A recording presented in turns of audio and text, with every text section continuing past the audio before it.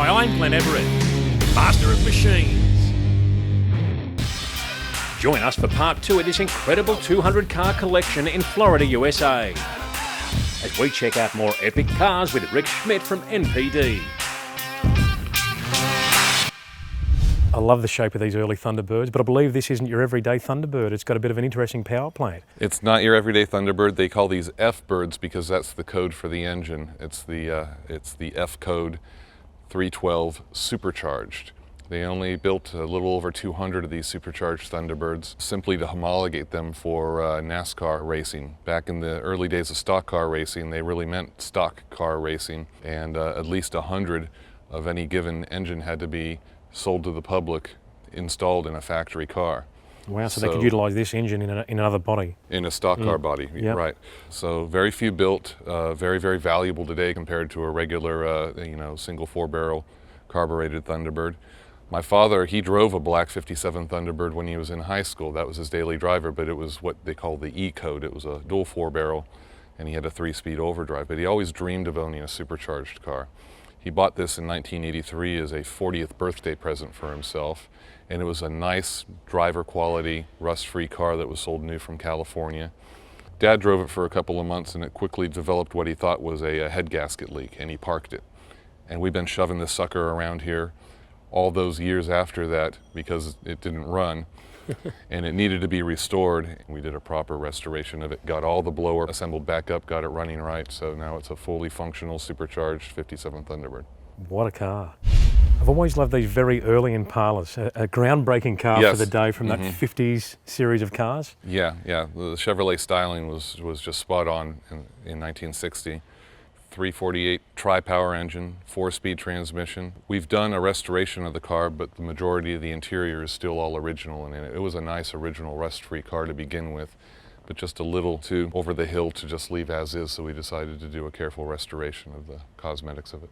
To have that engine option with a manual transmission in a convertible, I would imagine would have been quite rare. Yes, it's a rare car, and to have in the black with the black and white interior, which I just think is a dynamite color combination for this, it was a good score. Well, it caught my eye. Spectacular. Yeah. So here's an interesting car in Ford's history, Rick. Yes, this is the 50 millionth Ford produce. It preceded the Impala by 4 years. The car embarked on a tour and was driven in a circle around the United States in 1959, promoting the 1959 Ford product line and obviously their 50 millionth car. And then it resided at the Henry Ford Museum. In the early 80s, for whatever reason, crazy as it was, the Henry Ford decommissioned the car and sold it into private hands. And when that owner became elderly and passed away, it showed up at auction. We also own the 100 millionth and the 150 millionth Fords produced. So with those two cars already in pocket, we decided that we really needed to go after the 50 millionth, so we went to the auction and got top bid on this. It's in beautiful condition because it's only got 12,000 original miles on it, so it's still on its original tires, paint, interior. This car is wholly unrestored, so it's a neat piece. So over 4,000 miles of that mileage would have been the trip around the US in the day. Oh, in excess of that, yeah. This one had the 292 V8 in it, which was really the smallest V8 that you could get in a full-size 59.4. It was kind of the last gasp of the Y block, except for truck applications. Coming up, Burt Reynolds' personal Pontiac Trans Am and the mighty Boss 429. So Rick, tell us where it all started with National Parts Depot. Well, it all started with my father, who's been involved in the car hobby since he was a teenager. In fact, we still have his original car here in the collection, the Model A that he bought when he was 14 years old and restored while he was in high school. But the actual company name, National Parts Depot, began as a business selling 1955 through 1957 Thunderbird parts out of the basement of our family home in Gainesville, Florida. And soon after he started in the basement and saw that he was going to be able to pay the bills selling parts, he built a building out on the interstate and expanded into Mustang parts, and that's really where the trajectory of the company took off, was with the addition of the Mustang parts to our lineup. Rick, here's a bit of a groundbreaker, an iconic machine, this A model Ford. Yes, 1928 Model A, first year for the Model A. It's not the most valuable car in our collection, but it's literally the centerpiece of our collection. This was my dad's actual first car. He bought this car out of a junkyard in Ohio when he was 14 years old.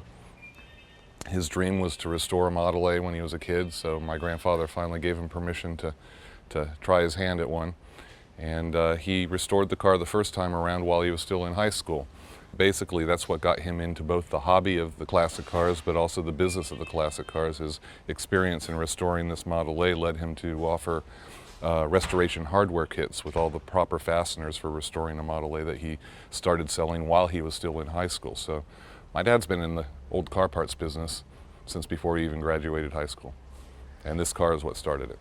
Amazing. I mean, the Model A was a very special model. I can still see a picture with Henry Ford and his son Edsel standing next to one on the release, and really they were a real game changer from the T model days, weren't they? This was the refined version, I suppose, if you like, of the T model, and really took Ford to that next level, didn't they? Well, you know, and similarly, they took what they learned from the T and improved upon it, but they had also, back in the 20s, purchased Lincoln, of which we have parked right next to it, and a lot of what you see in Lincoln also got scaled down on the Model A.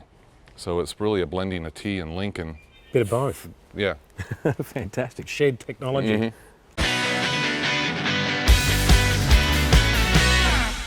Now here's a car that most people would have to recognise from the movie Smokey and the Bandit. Well, everybody refers to this as a Smokey and the Bandit car, but none of the cars that were actually in the movie on film, none of them survived. Not one of them exists today. What makes this car very special, though, however, is it's the first Y84 off the line. And what Pontiac decided to do with the very first 1978 Y84 car was that they presented it to Burt Reynolds as a thank you gift for the success of the Smokey and the Bandit movies. Wow, so Burt Reynolds, the actor in the movie, was presented with this car? With this car. This was his personal car given to him by Pontiac as a big thank you, because you can imagine how many Trans Ams Pontiac was selling in the wake of that film. And he owned it all the way up into the mid-80s. 1984, he sold it to a friend of his who was actually in the movie also. He was one of the truck drivers in the convoy scenes. And he kept it for another 7, 8 years, and then he put it up at auction, and my father happened to be at the auction and came away with the car. And as a matter of fact, just a couple of months ago, I was invited to the grand opening of a hot rod shop in Jupiter called Bubba's East Coast Customs. And they had Burt come to the grand opening, and we reunited him with the car. And he got up and posed with it and gave me a big hug and a thank you for keeping the car so nice. He was really moved by the whole entire thing. And when he was posing with it, he fingered up my T-top all over the place. So I've left those fingerprints there for now. I know they won't last forever. I've got to dust the cars every now and then. But for right now, I'm going to keep them there for a while. It's pretty cool. Yeah. Savor that moment. Yeah. Fantastic. Now here's a car I can't walk past, a genuine Boss 429 69 fastback, Rick. What a car.